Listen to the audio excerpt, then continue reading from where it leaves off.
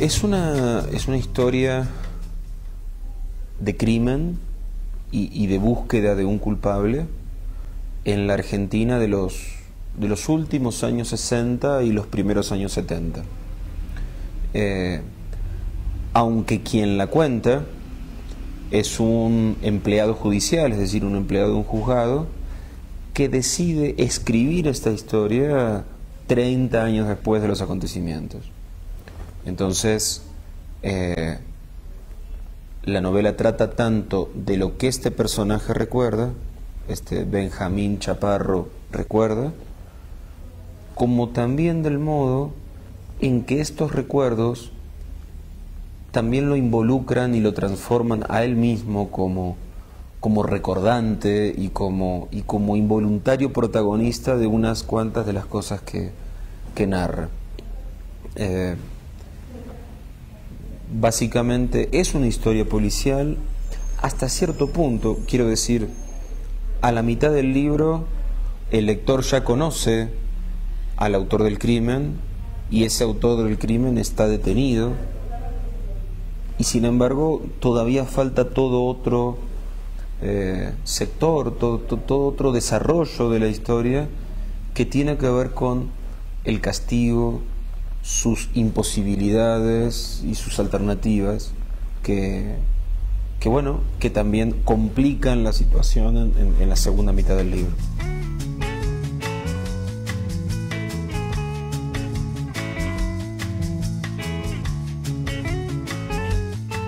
Bueno, cuando empecé a estudiar en la universidad Historia, que es la carrera que yo estudié, de hecho soy historiador, paralelamente con mis estudios trabajé durante unos 5 años en un juzgado criminal muy similar al que se cuenta en la novela.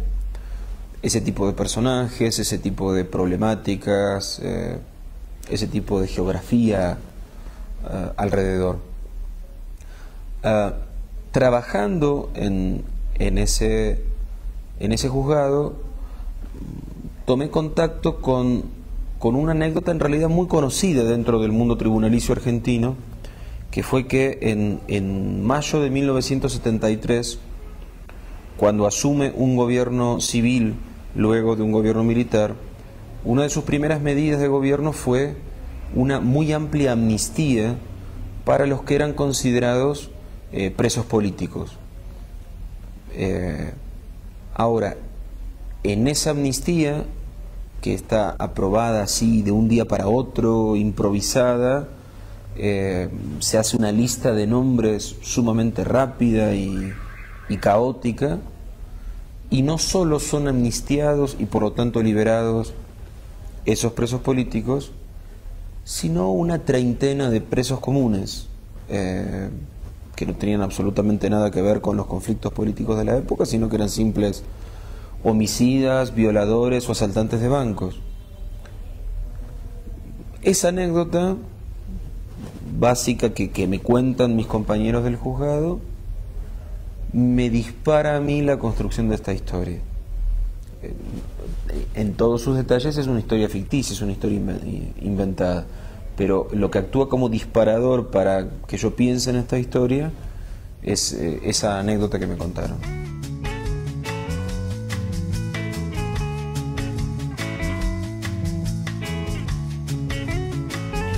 Porque en realidad cuando pensé en esta historia, la pensé a partir de este asunto de la imposibilidad de justicia. O sea, más allá de esta primera parte más policíaca que tiene la novela, yo deseaba contar el después, era mi interés fundamental. O sea, yo me imaginaba no una novela policial, sino una novela donde ocurría un crimen y había un castigo imposible. Esa era la novela que yo quería contar. Por eso, a mitad de la novela el crimen lo tenés resuelto. Y en todo caso, cuando todo parece terminar, en realidad empieza, según este criterio de quienes desean que se cumpla la ley. Y por eso viene toda esa otra parte que constituye la segunda mitad prácticamente. Nunca me fijé si exactamente es la mitad, pero debe andar más o menos por la mitad esto. Es decir, bueno, y el autor de la novela, el supuesto autor Benjamín Chaparro, en un capítulo dice, bueno, aquí podría terminar de narrar la historia, porque el asesino está detenido, el viudo de la víctima tiene este pequeño consuelo de pensar que se ha cumplido la ley. Bueno, podría terminar aquí la historia, se plantea Chaparro. Pero como él sabe que la historia siguió, tenebrosamente, injustamente siguió, bueno, sigue contando todo lo que sucedió después.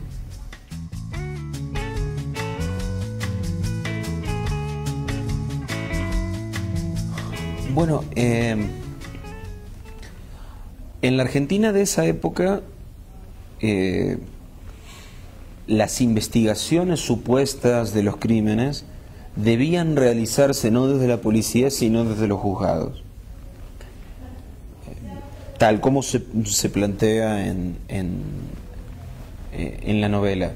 Ahora, claro, las posibilidades investigativas eran muy reducidas, muy escasas y dentro de un mundo sumamente burocrático y institucionalmente muy pesado y muy monótono y muy abandónico, muy de hacemos lo mínimo indispensable y no hacemos nada más.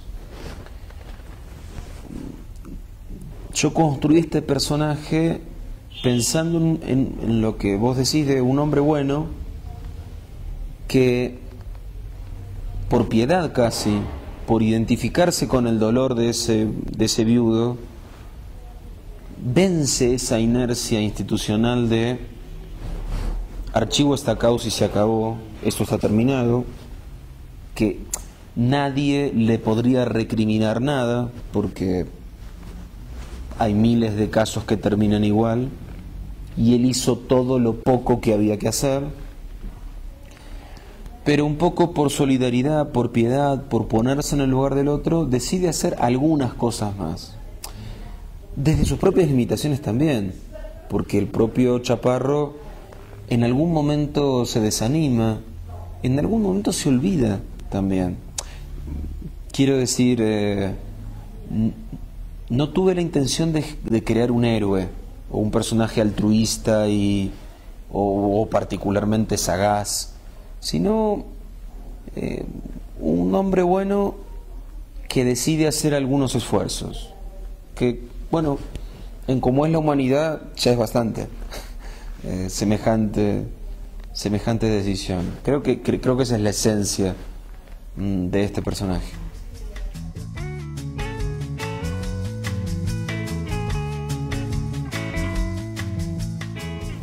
Juan José Campanella es un director de cine argentino muy conocido y muy prestigioso. Había leído algunos de mis libros anteriores, libros de cuentos. Habíamos especulado con alguna vez hacer algo juntos, pero cuando salió esta novela dijo, uy, no, esta es la historia que quiero que contemos. Bueno, me propuso trabajar juntos y a mí me interesó precisamente porque no quería sentarme el día del estreno y ver una película que no tuviera nada que ver con mi historia. Me producía mucho temor eso porque lo había visto muchas veces con las novelas de otros. Yo quería que mi novela tuviera esa segunda instancia o esa segunda vida de una película, pero quería que el parentesco con el original fuese profundo. Y fue un trabajo arduo, porque claro, no solo el cambio de lenguaje exige adaptaciones, que coincido contigo, sino que está la mirada del otro. Desde el momento en que me siento con Campanella a escribir el guión, ya Campanella no es simplemente un lector que ha leído la novela. Es un lector que ha leído la novela, que tiene su visión, pero que aparte va a construir otro artefacto con eso. Entonces sus interpretaciones, sus deseos, sus prioridades se me vuelven a mí como un boomerang de que Campanella diga, no, pero yo quiero que esté esto y bueno, pero ¿por qué? ¿Y por qué no tal otra cosa? Bueno, en un juego sumamente arduo.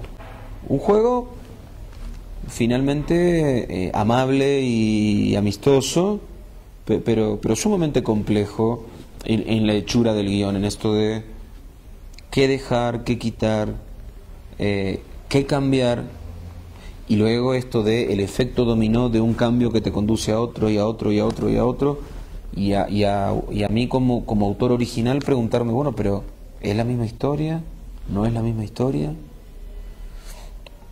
Yo creo que la solución que terminé encontrando fue la esencia de los personajes, en el sentido de ponerme a pensar muy profundamente quién es cada uno. Esto que estuvimos charlando hace un rato, quién es Benjamín Chaparro, quién es Pablo Sandoval, quién es Ricardo Morales, quién es el asesino Isidoro Gómez. Y bueno, y si en la película les suceden fácticamente algunas cosas distintas, que reaccionen como mis personajes, que piensen y sientan como mis personajes. Yo creo que esa fue la tranquilidad final que a mí me reconcilió con la película. Sentir que aunque algunas cosas sucedan distintas, son los personajes que yo creé para esta historia.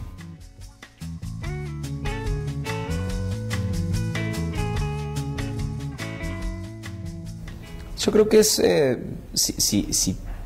si tienen ganas de asomarse a algunas vidas cotidianas, atravesadas abruptamente por la tragedia, en un país distinto a México, pero con ciertas circunstancias próximas por el hecho de una cultura y de un idioma y de un modo de hacer las cosas en la sociedad distinto pero parecido, a lo mejor es una buena opción asomarse a esta novela que está muy anclada en Buenos Aires, en mi país, pero que creo que a su modo intenta por lo menos tender puentes hacia ciertas cosas que nos ocupan y nos importan a todos.